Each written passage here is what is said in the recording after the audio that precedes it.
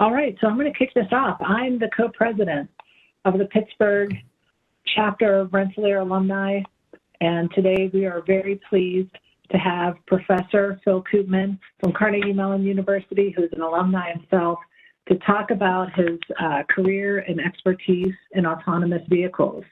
Dr. Koopman is an internationally recognized expert in autonomous vehicles safety who has worked in this area for over 25 years. He's been involved with AV policy and standards, as well as more general embedded systems design and software quality. He has extensive experience in software safety and software quality across numerous transportation, industrial, and defense application domains, including conventional automotive software and hardware systems.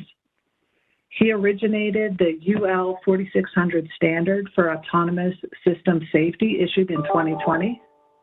And he's the author of the books Understanding Checksums and Cyclic Redundancy Codes of 2024, How Safe is Safe Enough, Measuring and Predicting Autonomous Vehicle Safety from 2022, the UL 4600 Guidebook of 2022, and Better Embedded System Software of 2010. So on behalf of the chapter, we're delighted to have you. And I would just say on a personal note, witnessing the evolution of research into autonomous vehicles at Carnegie Mellon was what inspired me as a high school student to go to Rensselaer and study computer engineering. So I'm really excited to hear kind of a present day update on this industry, specifically around the safety consideration and its effects on commercialization. So thank you, Phil, for joining us and sharing your research with our alumni community. So I'm going to turn it over to you. Great, thanks. Hopefully everyone can hear me. My video is frozen, but hopefully my head is bobbing around or something for everyone else. We have a challenging day, but I'll dive in. Assuming you guys can hear me, I will dive in. Okay. Okay, great. So yes, I've been doing self-driving cars since like 1996, I think. It's been a long time. I was a safety guy back then. There are only a couple of us who can claim to go back that far. And today I'm going to talk about truths and myths about self-driving car safety. This is a short version of like a 4-hour set of things you can find on my Carnegie Mellon website.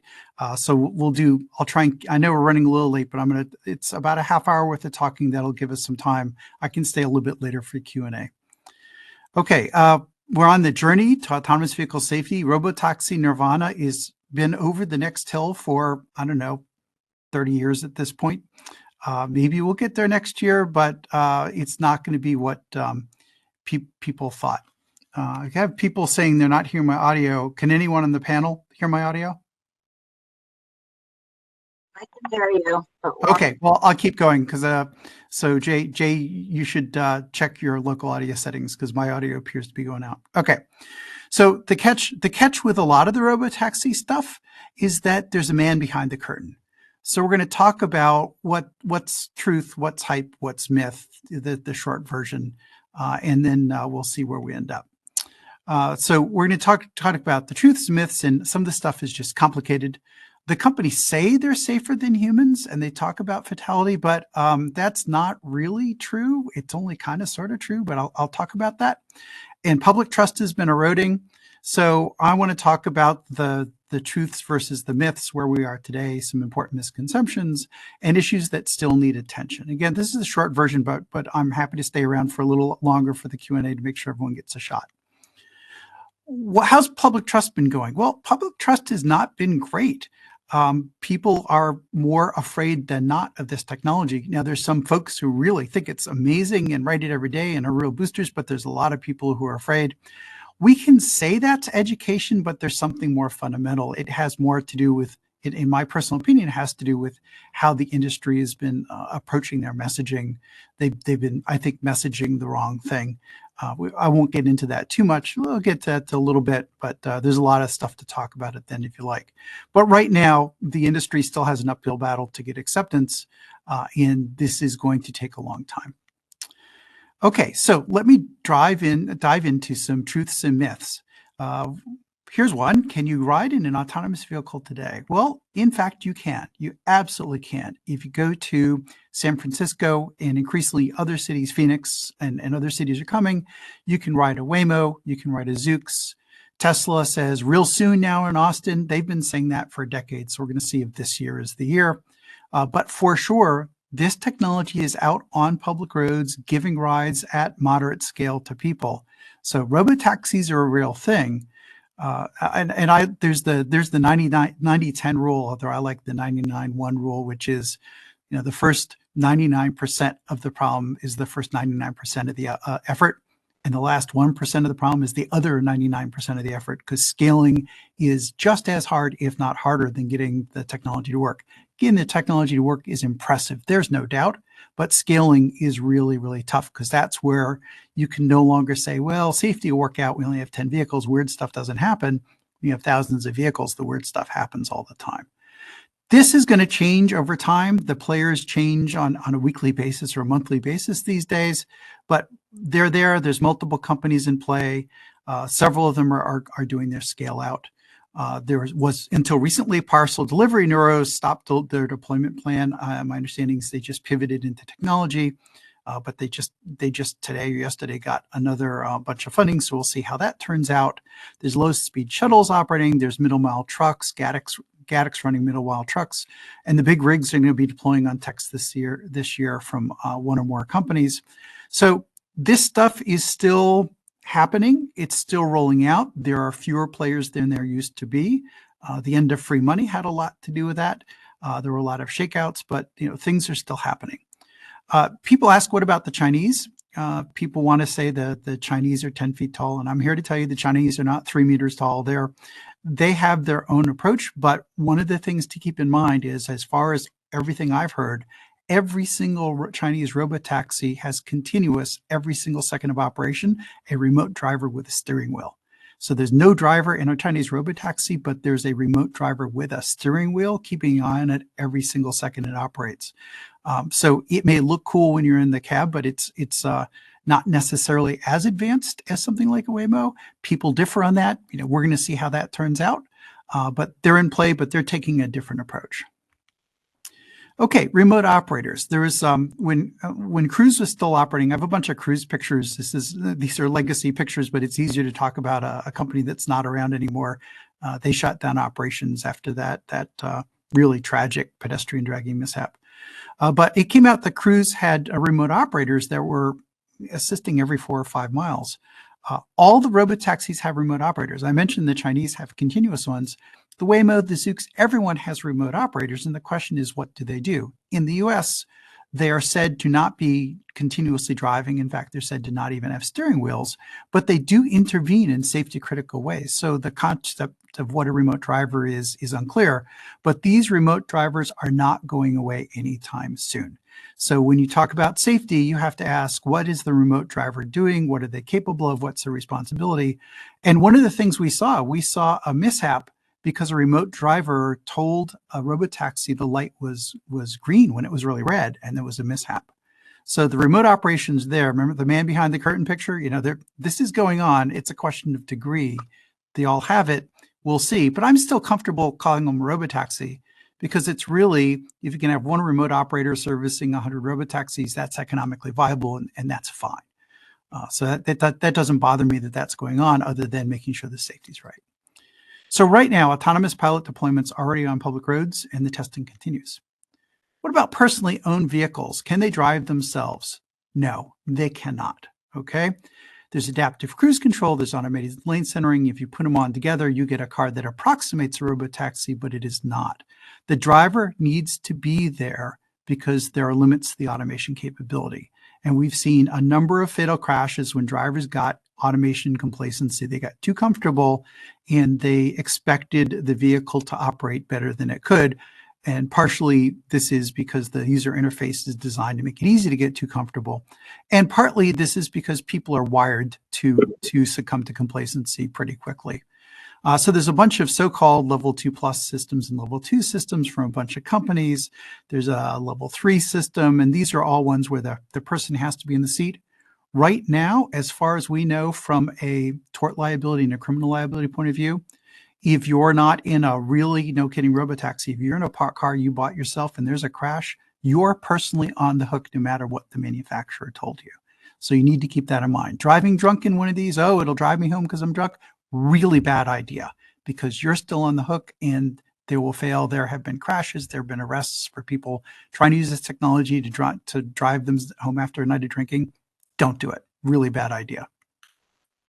Things can go really wrong. So people are wired to stop paying attention. It is not a question of moral character. It's not a question of I'll try really hard, or I'm really smart, or I'm really capable.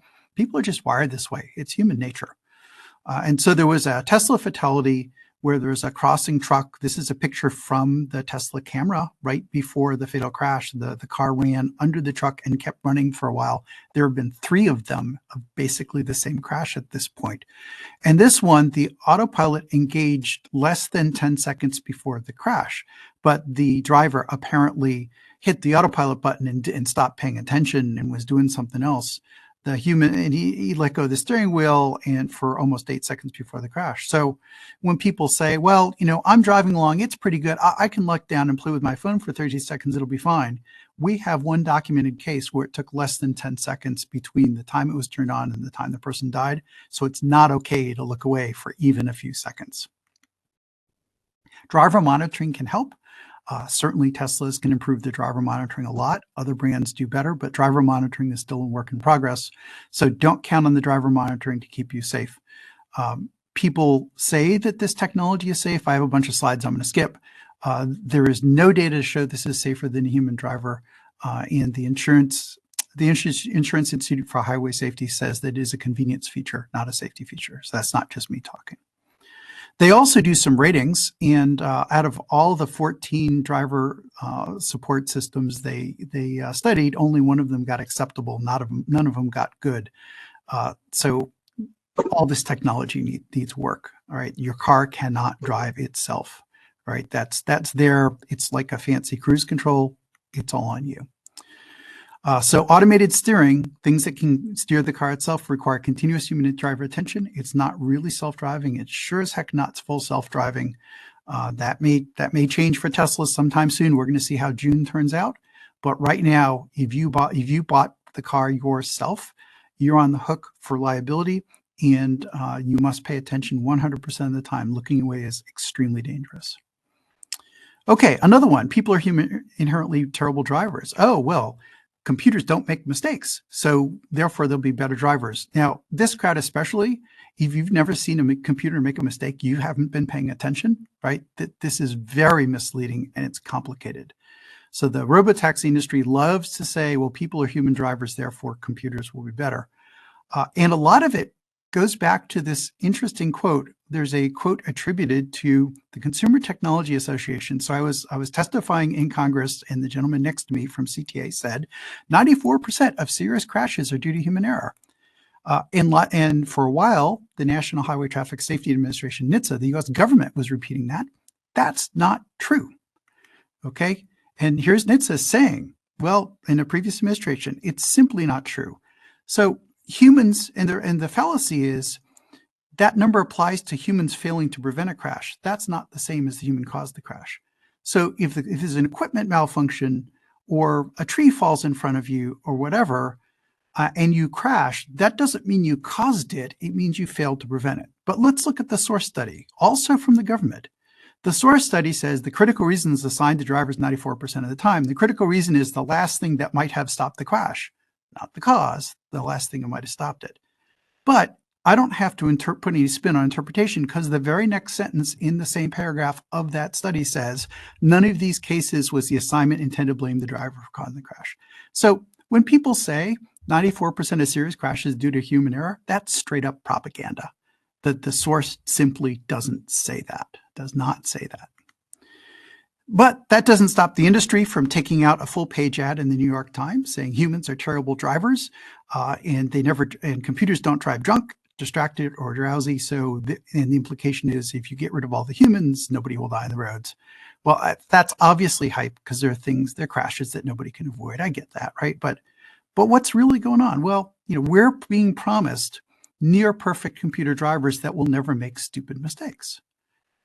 Well, there's an implication here that people can't get better, so the only way you can be better is to put in computers.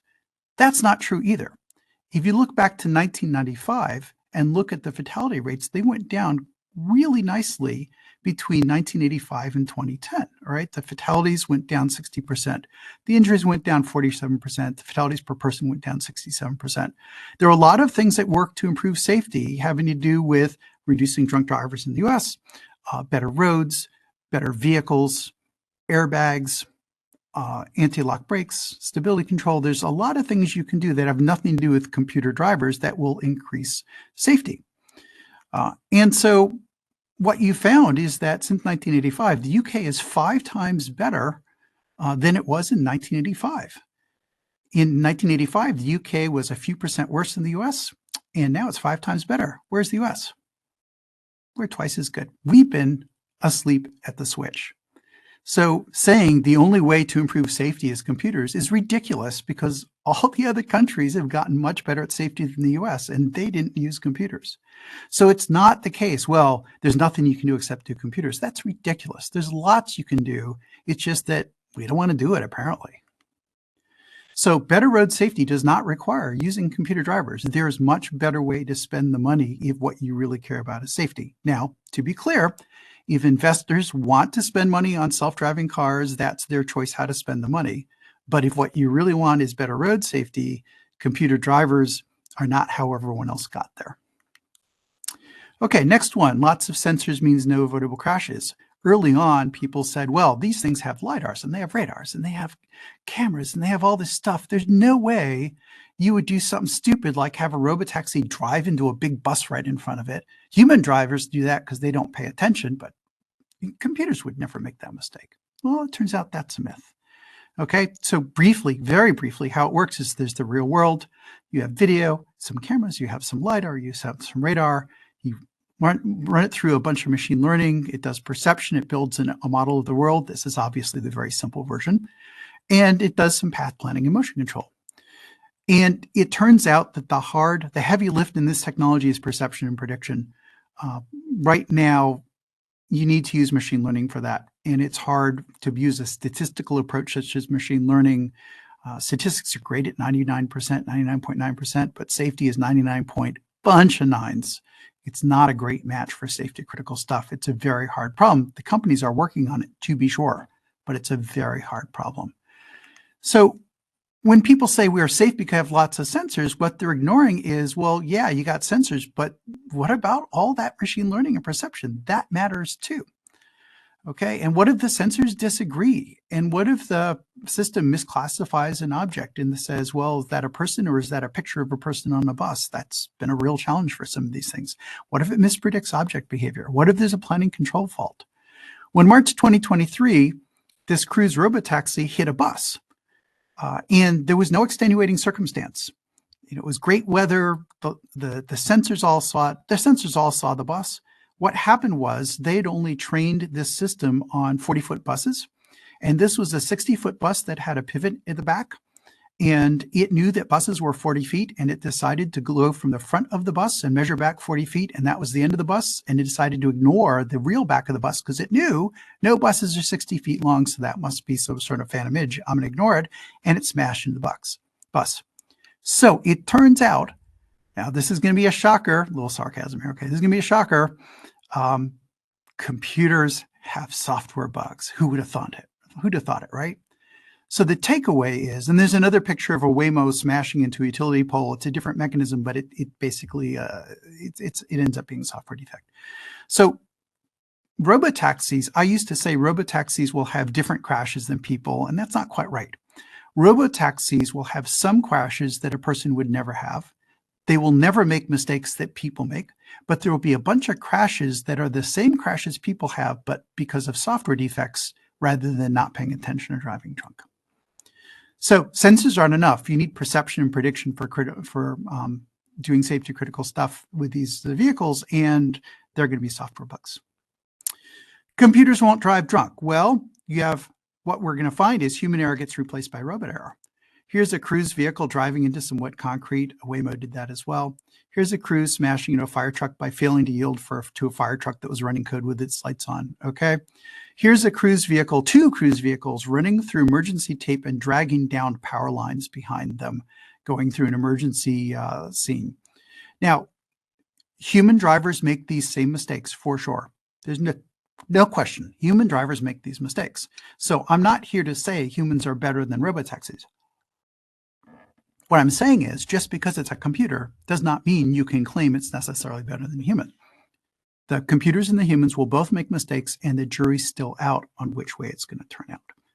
Also, we saw a bunch of robotaxis from both Cruise and Waymo messing with emergency responders in San Francisco, and this expanded what safety means. People say, well, it didn't crash, so is it a problem? Well, if a robotaxi runs over a fire hose or immobilizes itself in a firehouse driveway so the fire engines can't get out, these are real stories, that's a problem too.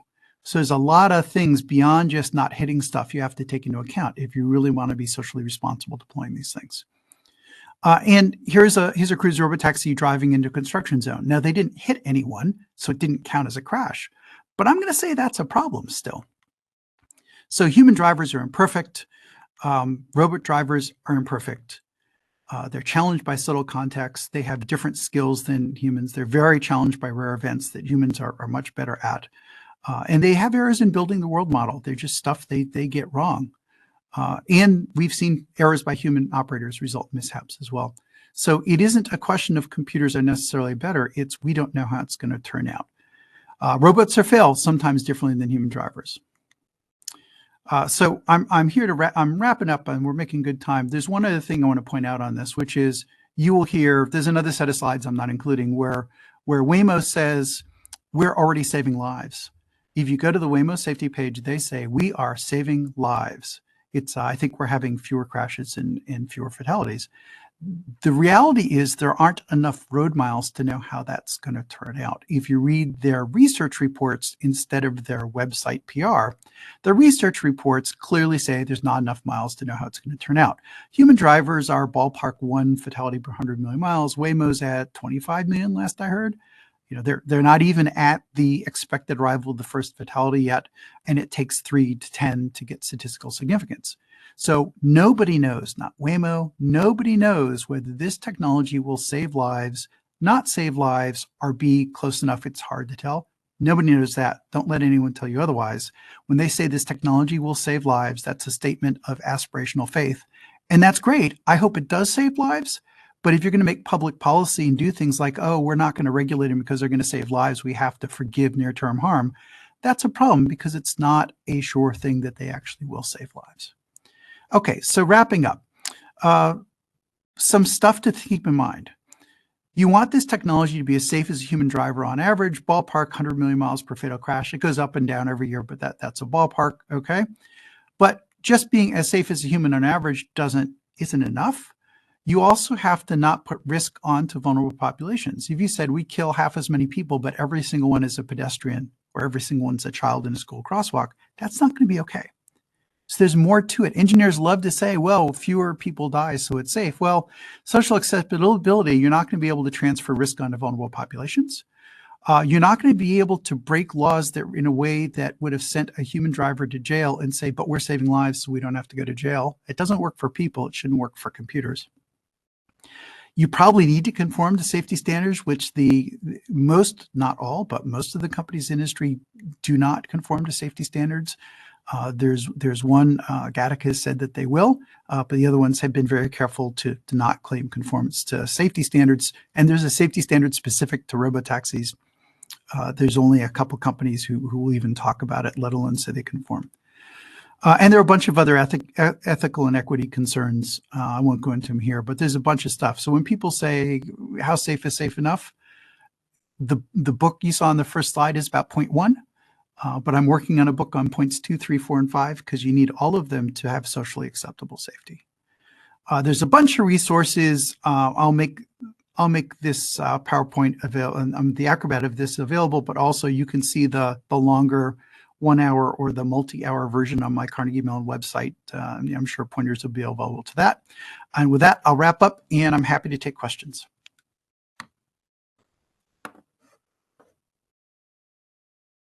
Thanks so much, Phil. This was really interesting, and I loved all the visual evidence that you shared over the real world safety and tragedies that have occurred in this space. If anyone has questions, feel free to put them on the chat. Okay. And I think I've stopped sharing my screen, and you should just be sharing my video. Is that what we have now? My display is not very cooperative, but if that's working, then I'm good. Yeah, the presentation is closed, and we see you and hear you loud and clear. The first question that's come in, can you please comment on the state-of-the-art AVs and their performance in adverse weather conditions, snow, rain, fog, etc.? Okay, adverse weather. It depends which company you talk about. There's some guys in, I think, Finland who've been spending years getting it to work in snow. So it's not a question of whether it can, it's a question of whether the engineering effort's been put in to do that. Right now, the majority of the work has been in fair weather. There's a reason they're in Phoenix, Arizona, and San Francisco is not quite as benign, but I've lived in San Francisco. It's nothing like New England. It's not Troy, that's for sure, right? And so you can, but they've just tried to get it working fair weather first, and that's fine, because why would you want to make it harder than it has to be? Get it real super solid in good weather, and then expand. There's a thing called operational design domain, the intended operating environment. It's fine to take a benign ODD and get it solid, and then expand the ODD to other geographic areas, and then more robust weather. That's perfectly fine, but we're nowhere near where this technology can work in all roads, in all conditions, despite what Tesla has been saying for years. No one else is anywhere near a single car being able to do all those different conditions.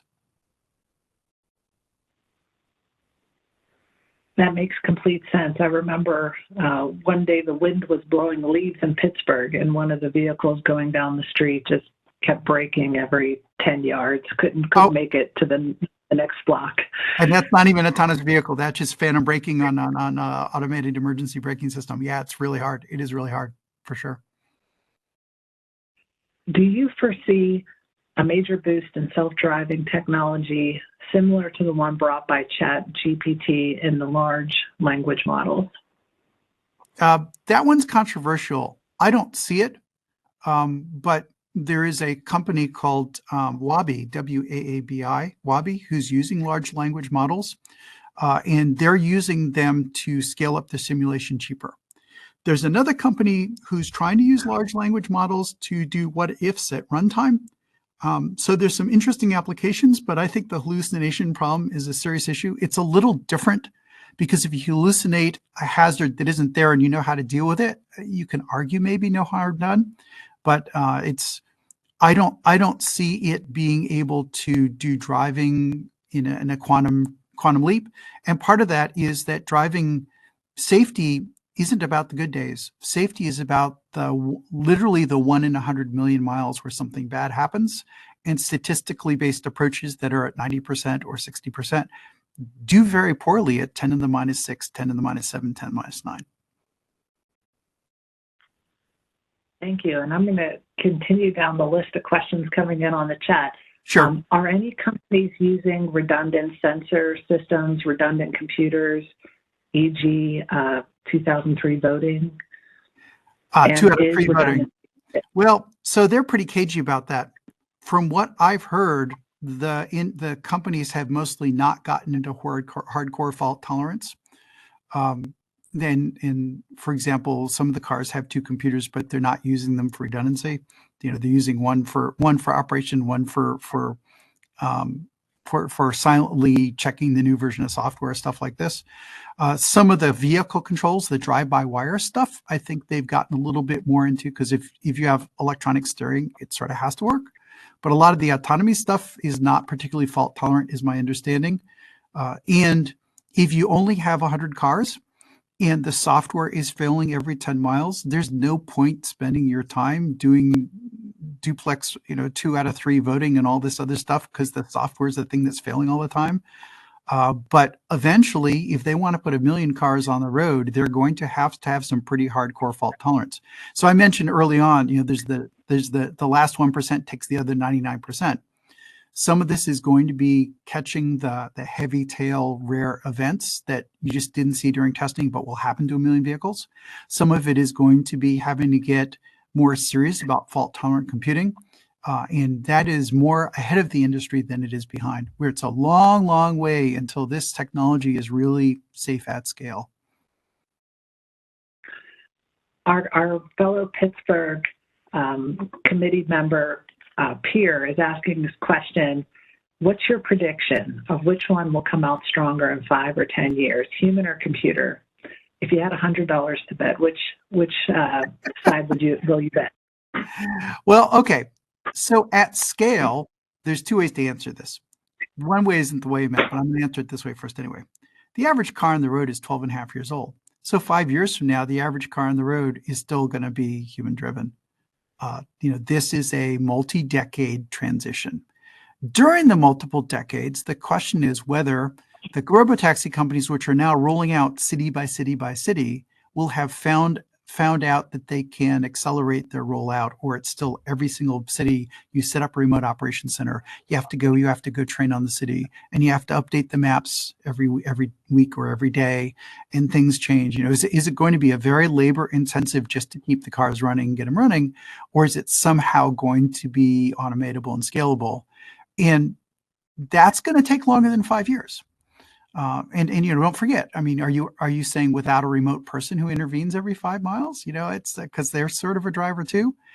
I think this industry is going to take 10 or 20 or 30 years to get to the point where, really, no kidding, most of the cars are driving themselves without a bunch of people behind the scenes keeping them going, or not. We don't know how it's going to turn out. One of the questions is, do you foresee this being mainly for passengers? We also had a similar question. Do you expect to see the commercialization of self-driving trucks on highways? And if so, how does this compare to that passenger or city surface street level self-driving? Great question. When money started getting not free, more expensive than free, we saw a bunch of companies pivot out of robotaxis and into commercial trucks. The business case for trucks is a lot more compelling. You're competing against ride-hail drivers who don't make high wages in cars that are a lot less expensive. It's sure the total addressable market is huge, but the competition is really brutal. It's hard to make money in the taxi business. Some companies are still going down that path, but that's a 10, 20, 30 year whatever to really, really own that market.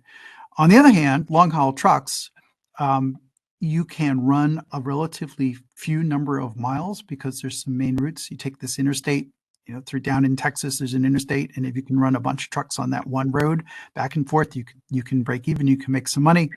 And so there are a bunch of companies concentrating on either regional delivery or long-haul cross-country trucking runs. Aurora is the one in the news now who says they're going to be driver out this year. And when you're making enough money per mile, and you may be able to turn a profit with a lot fewer vehicles just running the same route over and over and over and over again. So it is financially makes more sense to run long-haul trucks. People say it's easier, but people say it's easier.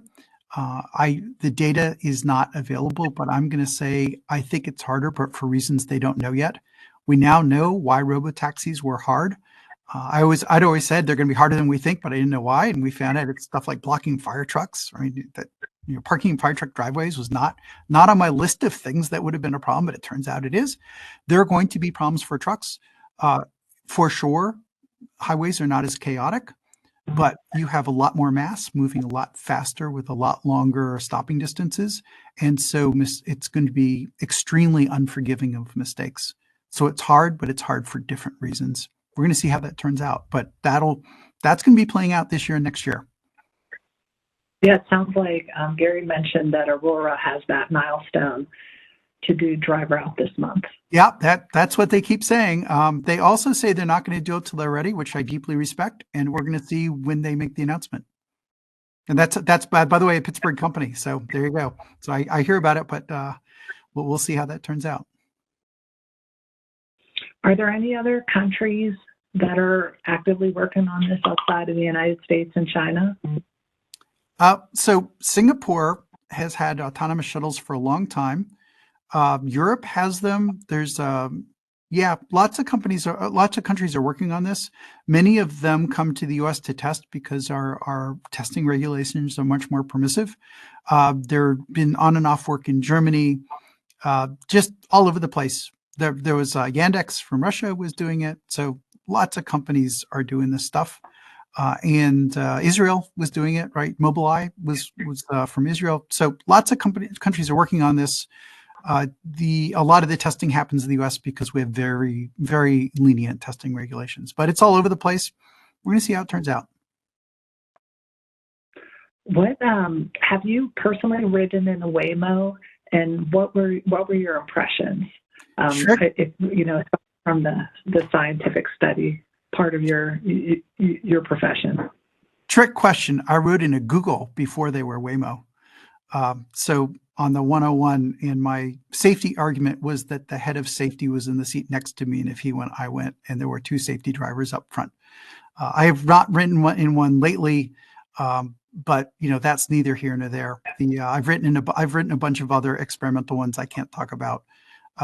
It's pretty weird seeing the steering wheel move without a person, but stuff like that, I'm much more paying attention to noticing on the screen, oh, there's a pedestrian that didn't, I see it, but it doesn't see it. I'm very distracted by things like that when I ride in this kind of technology. Well, I think we might have a few more minutes, but my colleagues or my peers, John and Sarah and Jayshree, just let me know if we need, when we just have the final mark here. But there were. I really appreciate the audience putting lots of questions on the chat. But one of them was, what would you recommend if you're able to say as being like the best deployment pathway for ultimate success? There's some technical also sub-question here, which I'm not familiar with, but straight to SAE level 5 or iteration from level 3 to level 5. Maybe that means something to you. Yeah, it does. There's a lot of controversy here. So I'm going to have to wander around to address this because it's a big area. I think that a plain old level 2, which is lane centering and speed control, might be viable if you have good driver monitoring, which some cars have and some cars do not have. I think it's incredibly dangerous to do what's called level 2+, which is not only does it center in the lane, but it also knows how to change lanes and take exits and make turns and do red lights and stuff like this, because it is unreasonable to ask any person to pay attention when you have a car that is almost a robotaxi, but not quite. There's a concept called the moral crumple zone. The driver's the moral crumple zone. When there's a crash, the driver gets crumpled up and blamed instead of the technology. And companies keep saying they're going to do this, and I have seen no evidence supporting that it improves safety. There's evidence saying it degrades safety, and there's at this point 3 people who've been accused, gone to criminal court, accused of criminal charges because somebody died. And they're basically being accused of being a human being and suffering from the same problems that it could have been any one of us who was in that car. So I think those kind of vehicles are a bad idea because people aren't wired that way. Now, maybe there can be some data that proves me wrong, but there's no reason to believe that will happen. It's a strong claim. It requires strong evidence. So that means you want and level 3 is you can play a game on your dashboard and the car will drive. And maybe if it's a traffic jam at 10 miles an hour, maybe that's doable. But right now, if you buy that kind of car, they say they will take care of liability, but they mean product liability. Criminal and civil liability is going to be on the driver. That's really if you buy one of those cars, if it crashes, even though the company said it's okay to play Tetris on the dashboard, you're the one the police are going to go after. So beware of that. So that says, if it's more than just a really, really tame lane centering autopilot or lane centering cruise control, you want to really jump to a robotaxi. And the robotaxi stuff, as long as they're careful about how they deploy and they limit where it deploys and what kind of missions it does, there's no reason to believe it can't be just as safe as a human, but we don't have the data to prove that. Trying to build one that goes everywhere and everything, I think it's likely that takes some technology we don't have yet. But even if it doesn't, it's going to be 10 years, 20 years, 25 years before we really see that happen. It's going to be a really long path because we're going to find out that scaling up to large fleets was harder than getting the technology. And it's been 30 years on the technology. How about two more questions for the sake of time? But are there any alternative applications of this technology that you believe is more suitable for early adoption? Oh, anything but robotaxis. So there's already fully autonomous mines. Mines are great. In Australia, there's a train that's autonomous, and its case for it won't kill people is there are no people within several hundred kilometers. It just runs in the middle of nowhere. So autonomous trains make sense. There's if you go to the airport, go to Pittsburgh Airport, and those trains have been there since the new airport was put in, and there's nobody running them. They're completely automated, but they have doors, so you can't get down on the tracks. So things like warehouses, things like freight yards, things like mines, all those kind of things make a ton of sense to do autonomously because they're controlled environments, controlled both from the anyone nearby knows what the rules are, and they're a professional, they're an employee, they're expected to obey the rules. They're not just, they're not 6-year-old kids who ran out in the middle of the street or something like that. Okay, so partly it's a controlled environment, but partly because it's a very specific task, and there's a lot of money to be made paying attention to getting it right. And those are all good things. So there's plenty of places to make money with this technology. Robotaxis is kind of the bottom of my list of the easy pickings for profitability. And then just a final question. One of the audience members asked, a lot of software engineers who go on to work in this space might not actually have a lot of experience being a professional driver behind the wheel.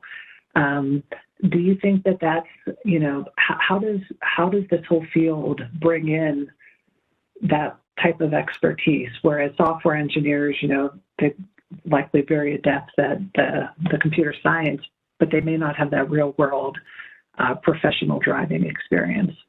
So I've seen this go both ways, especially in the early days. It was some grad students who had no idea what they're doing going out on public roads with experimental technology. There was a lot of that in the 90s. And there's still some of that with small outfits now, but the serious outfits get themselves professional drivers. So when you see one of these outfits that has 10 cars, 100 cars, especially 100 cars, there's the software engineers, but there's also the operations side. And the operations side are hiring professional drivers to be the test driver. They're running serious test driving qualification programs where a bunch of people wash out because they don't have the skills. So if you get a serious company, one way to find out how serious the company is, ask them what their driver training is for their test drivers and what their qualifications are. And on a good day, the professional drivers at the end of the day debrief with the software engineers to say, here's what's going on. You need to make this change in the software. And there are certainly, especially the trucking companies, tend to be pretty good about that. The robotaxi companies that are still around have gotten good at that. So they're hiring professional drivers to do their test operations and using that as the data source for feedback to the software engineers. That's a great question. That's how the industry has come to deal with that. Fascinating. Well, Phil, the whole talk was very interesting, and I'm thankful to everyone for their patience at the beginning, and it was really worthwhile to overcome that initial connection of the webinar and to hear this talk and to be able to engage with you on the Q&A. It was really delightful, and thanks so much for your willingness to share those hyperlinks to the larger presentations and your congressional testimony. Really look forward to watching that, and we'll make sure that that gets sent out to all the attendees and those who registered. Great. Yeah, the last page of the Acrobat will have all those links. And thanks for having me. And I really appreciate, those are great questions. I really appreciate the questions. I'm glad I left time so we could have the discussion. Thank you for that. Well, thanks everyone, and hope everyone has a lovely evening. And it was a pleasure to connect with the RPI alumni community this evening. So hope to see you around on a future webinar. Thanks, everyone.